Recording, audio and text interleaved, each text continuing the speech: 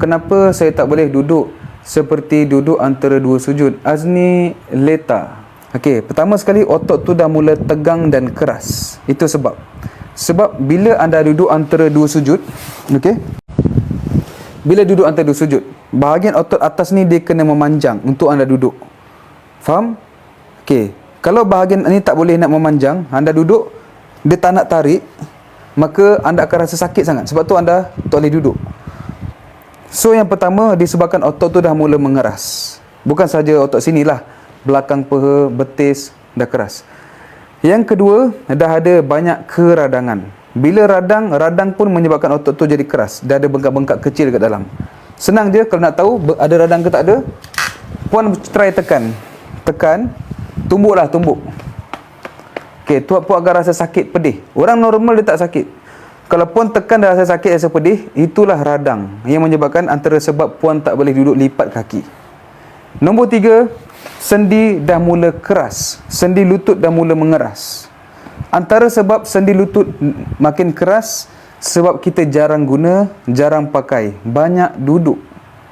Sebab tu saya ajar senaman untuk stretching balik, urut untuk lembutkan balik. Lepas tu bila dah okey, jangan duduk lama sangat. Sekali-sekala berjalan, aktifkan balik badan. Okey? Aktifkan balik badan supaya dia boleh maintain sihat. So apa yang nak kena buat? Amalkan stretching yang saya ajar, baiki balik pemakanan macam selalu saya kongsi, amalkan ilmu urutan tu. Bila dah okey, aktifkan balik badan perlahan-lahan lah, bukan terus jalan lama sampai setengah jam. Kalau tak biasa dia boleh bengkak. Perlahan-lahan lah. Tuan, kalau nak jadi bongkok, macam mana jadi bongkok tu? Oh, ingatkan cara-cara nak jadi bongkok. Oh, sekarang ni belakang dah bongkok, nak buat macam mana? Okey, belakang tu bongkok.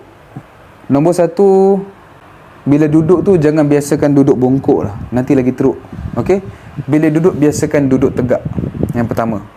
Yang kedua, cuba amalkan senaman macam ni. Okey.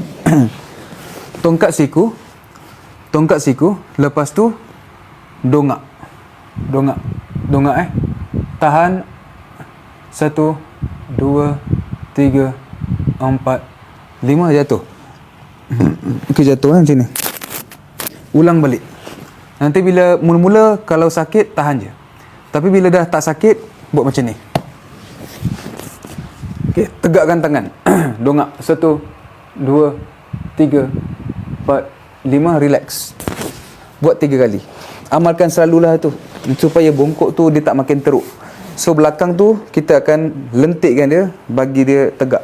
Siapa yang ada masalah sakit urat saraf dan telah cuba pelbagai jenis minyak urut tapi tak nampak apa-apa perubahan, apa kata anda bagi satu lagi peluang kepada diri anda untuk cuba minyak RG? Dah ramai pesakit yang cuba minyak ni dan bagi tahu minyak ni berbeza daripada minyak lain yang mereka telah cuba. Saya akan bagi sekali percuma pelbagai video untuk rawat urat saraf. Anda boleh baca list yang saya tunjuk. Klik beg kuning sekarang sebelum stok habis.